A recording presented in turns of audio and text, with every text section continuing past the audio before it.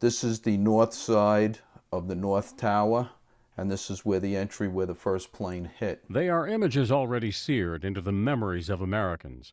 But the pictures taken by retired N.Y.P.D. helicopter pilot Gregory Semendinger show 9/11 from a perspective that few people have ever seen. I happen to have a camera, and in between the surveys of the roofs and trying to see if people made it to the roof, I just kept snapping pictures. The photos have finally been released more than 8 years after the attack.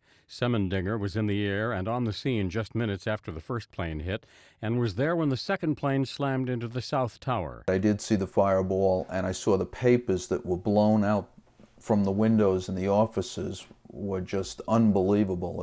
It looked like a confetti parade. The photos show the massive scope of the 9/11 attacks while showing the personal impact as well. Where all the smoke is coming from here, these are people that had broken the windows on their offices and were trying to get air. None of us, except for these aviation helicopter pilots, were looking literally with a bird's eye view of the devastation that was happening below. Jan Ramirez is the curator of the planned 9/11 museum that will be part of a permanent memorial at Ground Zero.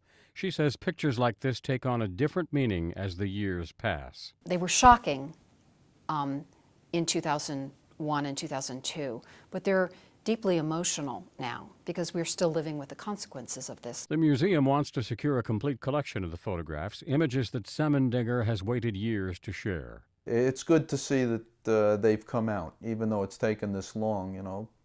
The world should see the photos. Brian Thomas, The Associated Press.